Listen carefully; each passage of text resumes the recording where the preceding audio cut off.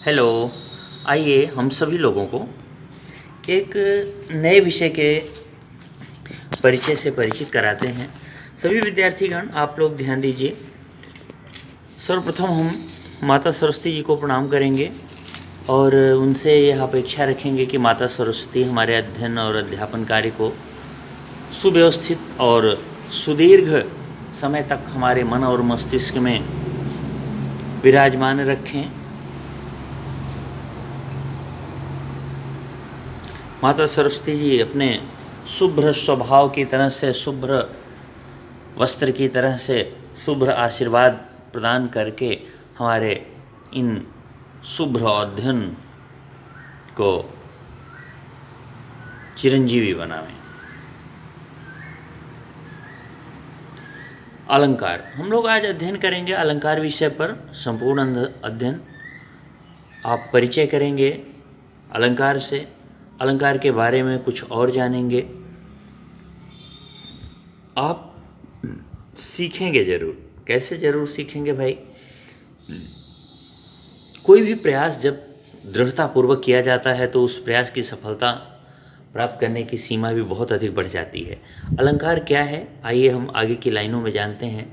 अलंकार वस्तुतः कोई भी चीज़ जब आप तैयार करते हैं तो उस तैयार करने के पश्चात उस वस्तु का नॉर्मल स्वरूप ही होता है। जैसे पन्नों का एक एकत्रित समूह ही कॉपी कहलाता है, परंतु उस कॉपी के ऊपर आप एक कवर डालते हैं, कवर के ऊपर आप फिर से कवर करते हैं, उस पर आप एक छोटा सा कागज़ का टुकड़ा जिस पे आप नाम, क्लास, सेक्शन इत्यादि लिख करके चिपकाते हैं, फिर आप कहते हैं कि ये हमारी कॉपी व्यवस्थित हो गई। तो बाद में जो कॉपी का काम तो केवल पन्नों से ही चल जाएगा, लेकिन ऊपर जो आपने उसमें सजावट की वो अलंकार कहलाता है। जैसे कोई व्यक्ति केवल वस्त्र ही पहना दिया जाए तो शरीर ढकी है, अच्छा है, लेकिन वस्त्र के बाद आभूषणों की आवश्यकता आती है और वस्त्र के पश्चात जो आभूषण आते हैं, जब उन आभूषणों को धारण कर लिया जाता है फिर उसका सौंदर्य वर्धन हो ही जाता है, उसका आकर्षण बढ़ जाता है, अट्रैक्शन बढ़ जाता है, वह अपनी तरफ किसी को भी खींचने में समर्थ होता है। अलंकार, अलंकृति, अलंकार, अलम अर्थात भूषण। अलंकार क्या है? अलंकृति है, शोभा बढ़ाने वाले तत्व हैं। अलंकार, अलम यानी पर्याप्त। अलम का अर्थ पर्याप्त भी होता है और अलम का अर्थ होता है शोभा भी होता है। जो भूषित करे, जो सुशोभित करे, जो विभूषित करे, जो आकर्षित बनाने में मदद करे, जिन तत्वों के आधार पे आकर्षण उत्पन्न हो, जिन तत्वों के आधार पे आपका खिंचाव उसकी तरफ बढ़ जाए, वो अलंकार है। कोई घर जो केवल ईंटे से बना हुआ, ईंटा सीमेंट मोरंग गिट्टी इत्यादि से केवल बन के खड़ा हो गया है, उसकी सफाई नहीं हुई, वो केवल घर का एक स्वरूप हुआ, लेकिन उसकी सफाई हो जाना, उसका कलर हो जाना, उस पर डिजाइन हो जाना, लाइटों से भर जाना, ये सारा हो जाना उसका अलंकरण कहलाएगा। तो आइए मैं और आगे आपको बताने की कोशिश करता हूँ। अलंकार कविता कामिनी के सौंदर्य को बढ़ाने वाले तत्व होते हैं। कविता कामिनी का अर्थ होता है युवती, स्त्री। कविता को अगर एक युवती मान लिया जाए तो उस युवती को सजाने के लिए, संवारने के लिए, आकर्षित करने के लिए, उसका अट्रैक्शन बढ़ाने के लिए अलंकार तत्व की आवश्यकता होती है। जिस प्रकार आभूषण से नारी का लावण्य बढ़ जाता है। लावण्य क्या है? किसी के शरीर में सौंदर्य की तरलता ही लावण्य कहलाती है। शरीर के सौंदर्य की तरलता क्या है? व्यक्ति अलग है, व्यक्ति का काला गोरा होना अलग है, लेकिन उसमें जो विशेष आकर्षण है, जो तरलता है, जो हमारी आंखों को अपनी तरफ बरबस खींच लेती है, वो है सौंदर्य, रूप लावण्य। अर्थात आभूषण से उसके सौंदर्य को बढ़ा दिया जाता है, उसका आकर्षण बहुत अधिक बढ़ जाता है। कुल मिला के दूसरे शब्दों में ऐसे कहिए, सामान के ऊपर जो पैकिंग है, पैकिंग आपका अपना आकर्षण बढ़ा के आपको अपनी तरफ खींच लेती है। उसी प्रकार अलंकार से कविता की शोभा बढ़ जाती है। अलंकार का प्रयोग कविता के सौंदर्य को बहुत अधिक बढ़ा देता है। कविता अपने आप में संपूर्ण दिखने लगती है, अपने आप में आकर्षित करने वाली दिखने लगती है। लोग उसको पढ़ करके झूम पड़ते हैं, लोग उस कविता को पढ़ने के लिए आमादा हो जाते हैं, लोग उस कविता को पढ़ के तालियां बजा बैठते हैं, लोग उस कविता को पढ़ने के बाद उनको रोमांच हो आता है। और यही है आभूषण, यही है आकर्षण, यही है अट्रैक्शन जो अलंकार कहलाता है।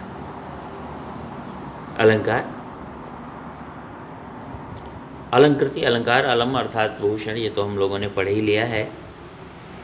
और आगे ये देखते हैं, उसी प्रकार अलंकार से कविता की शोभा बढ़ जाती है। शब्द तथा अर्थ जिस विशेषता से काव्य का श्रृंगार होता है, यानी कविता की सजावट, कविता का आकर्षण चाहे शब्द से हो और चाहे अर्थ से हो, दो ही तरीके से हो सकता है। या तो शब्दों का क्रम ऐसा रखा जाए, शब्दों का स्वरूप ऐसा रखा जाए कि कविता आकर्षित करने वाली बन जाए, या तो उसका अर्थ इतना प्रभावी हो कि कविता आकर्षित करने वाली हो जाए। तो दो ही तरीके से कविता का आकर्षण हो सकता है, दो ही तरीके से कविता को आभूषण पहनाया जा सकता है। कैसे? या तो शब्द बहुत अच्छे अच्छे चुन के रख दिए जाएं, या तो उसका अर्थ काफ़ी प्रभावी हो, काफ़ी आकर्षित करने वाला हो, आकर्षण पूर्ण हो। तो दो ही तरीके से कविता की शोभा बढ़ सकती है।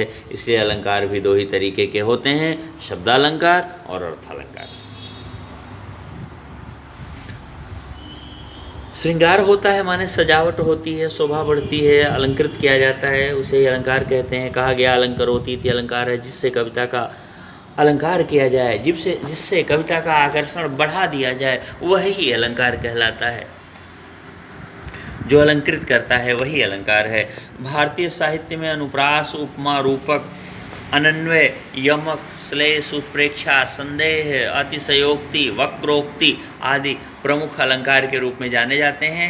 आइए हम आपके 9th और 10th लेवल के अलंकारों की गणना और अलंकारों की पहचान, अलंकारों की विशेषता, उसकी परिभाषा, उसके उदाहरण परिभाषा से कितना मेल खाता है, इन सब का विवेचन मैं आप लोगों को इस वीडियो के अंतर्गत प्रदान करूंगा। इसके अलावा कुछ अन्य भी अलंकार हैं, लेकिन जितने आपको पढ़ने हैं वो इन्हीं में से कुछ हैं।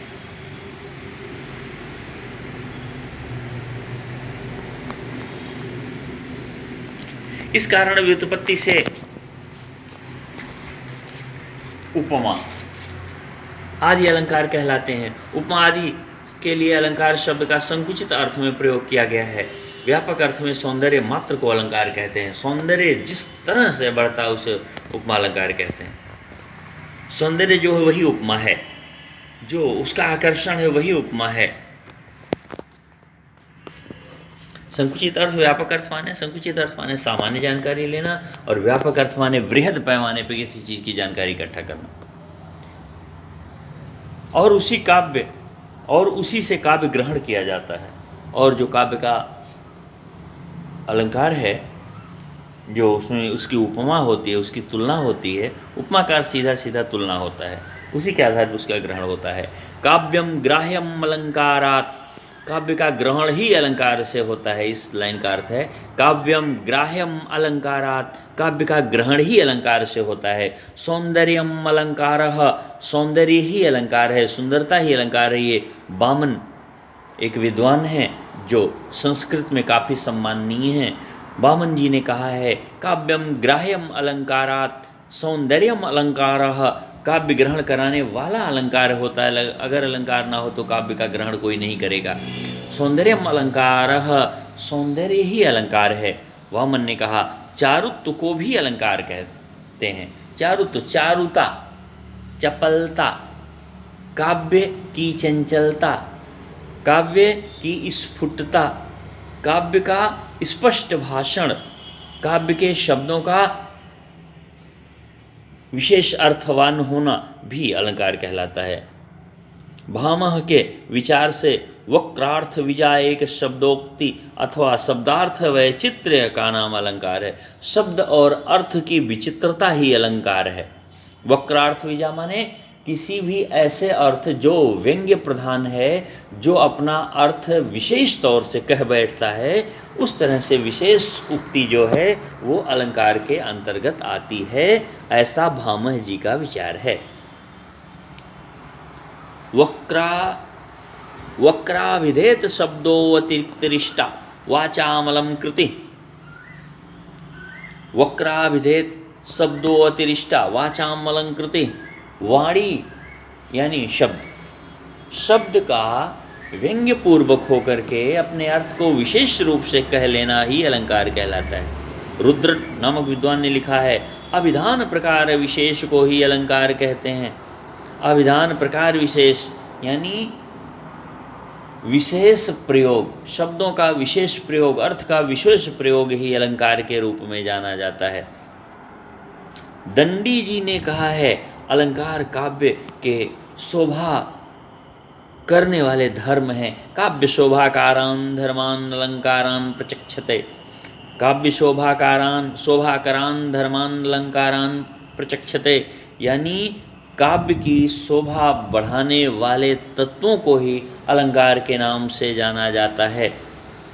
सौंदर्य, चारुत्व, काव्य शोभा, कर, धर्म, इन 3 रूपों में अलंकार शब्द का प्रयोग व्यापक अर्थ में हुआ है। ये आपको बड़ी कक्षाओं में इसका विशेष विवेचन पढ़ाया जाएगा। मैंने यहाँ पे आपको सामान्य अर्थ और सामान्य विवेचन बता दिया। 3 धर्म हैं जिनके आधार पे काव्य होते हैं। क्या क्या? सौंदर्य ही अलंकार है, चारुत्व अलंकार है, काव्य की शोभा बढ़ाने वाले तत्व अलंकार हैं। ये इसका विशेष विवेचन हुआ। और शेष में शब्द तथा अर्थ के अनुप्रासो उपमा आदि, अनुप्रास और उपमा इत्यादि जो अलंकार हैं वो संकुचित अर्थ में भी पाए जाते हैं। अर्थात उनमें आप सामान्य अध्ययन भी हमारे साथ करेंगे। एक में अलंकार काव्य के प्राणभूत तत्व के रूप में गृहीत है और दूसरे में सुसज्जित कर्ता के रूप में शब्द और अर्थ अलंकार दोनों देखे जाते हैं। पहला अलंकार, आइए मैं आपको अलंकार के उदाहरण के रूप में एक विभावना अलंकार के बारे में बताता हूँ। विभावना अलंकार क्या है भाई?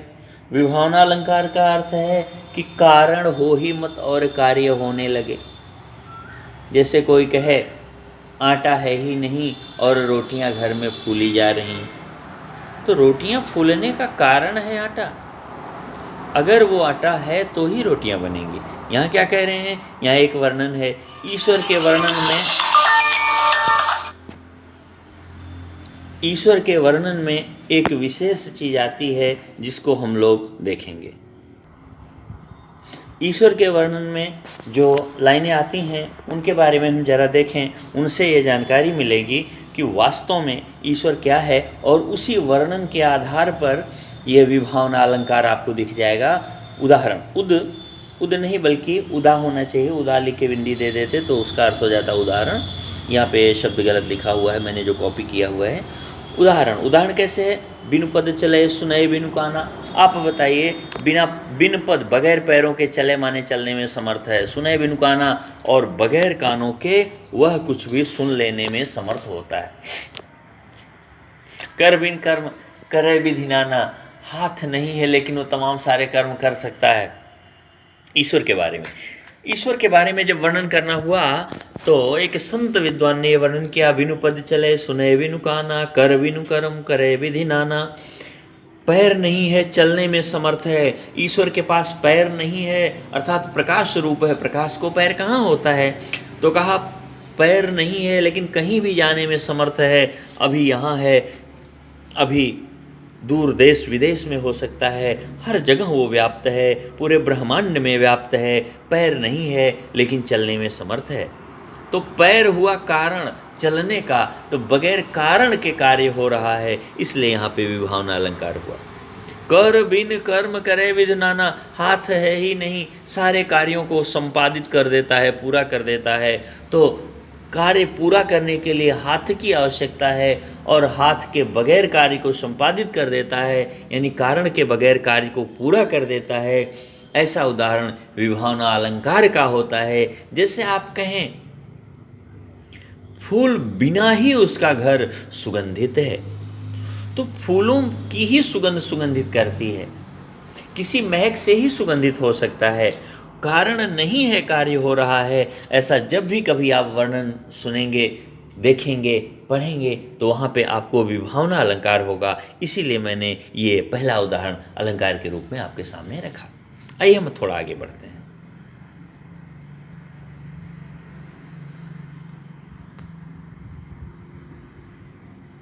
उपमा अलंकार। पहले अलंकार के रूप में हम पढ़ेंगे उपमा अलंकार। उपमा अलंकार क्या है?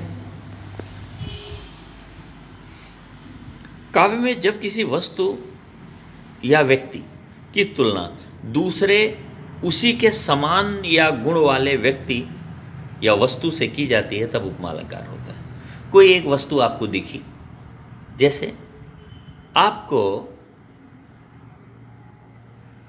एक वस्त्र दिखा जिसका काला रंग आपको बहुत पसंद है, आप उसको देख के बोल बैठे, अरे इसका रंग तो वैसे ही है जैसे अंधेरी रात में सारी चीज़ें स्याह सी हो जाती हैं, काली काली हो जाती हैं। तो दिखा तो वस्त्र था, आपने उसकी तुलना अंधेरे से कर दी, सामने एक चीज़ दिखी जो उपमेय है, जो वस्त्र है वो उपमेय। उपमेय माने बराबरी करने योग्य, तुलना करने योग्य। आपने उसकी तुलना किससे की? अंधेरे से की, तो अंधेरा क्या हुआ? उपमान हुआ। जो पहले से प्रसिद्ध है काला होने के लिए वो है अंधेरा। सामने आपको दिख गया वस्त्र, आपने वस्त्र की तुलना उस अंधेरे से कर दी, तो वस्त्र हुआ उपमेय और अंधेरा हुआ उपमान। दोनों की आपने तुलना कर दी। तुलना को ही बराबरी कहते हैं, बराबरी की जाती है जहाँ पे उसी को उपमा अलंकार कहते हैं। सीता के पैर कमल के समान है। मान लो सीता नाम की कोई युवती स्त्री आपके सामने पड़ी, उसके कमल दिखे, वो उसके पैर दिखे और पैर इतने सुंदर दिखे कि आपको उन पैरों की स्वच्छता, पैरों का सौंदर्य, पैरों का आकर्षण, पैरों का रंग, पैरों का आकर्षण इतना प्यारा लगा कि आपने कहा जैसे कमल की पंखुड़ियाँ बड़ी नाजुक हैं, कोमल हैं, अच्छे रंगों वाली हैं, गुलाबी रंग वाली हैं, या कमल के पंखुड़ियों के रंग वाली हैं, वैसे ही पैर दिख रहा है। तो यहाँ पे आपने पैर की तुलना उस फूल की पंखुड़ी से की, अर्थात उपमेय हुआ पैर, उपमान हुआ वो फूल या उस फूल की पंखुड़ी। यहाँ पे उपमा अलंकार हुआ क्योंकि आपने एक वस्तु की तुलना दूसरे वस्तु से की। इसमें उपमान अनुपस्थित होता है। उपमान उसे कहते हैं जो पहले से प्रसिद्ध वस्तु है, पहले से वो अच्छी होने के नाते जानी जाती है, वो वहाँ पे नहीं रहती है, उससे अनुपस्थित यानी नहीं जो वहाँ पे प्रेजेंट है, जो दूर कहीं है लेकिन प्रसिद्ध है, उससे आप बराबरी करते हैं। बराबरी करते किसकी हैं? जो चीज़ आपके सामने होती है। तो जब एक वस्तु सामने वाली वस्तु की तुलना किसी अप्रस्तुत अर्थात किसी प्रसिद्ध वस्तु जो कि सामने नहीं है उससे आप जब बराबरी कर देते हैं तो वहाँ पे उपमा अलंकार हो जाता है।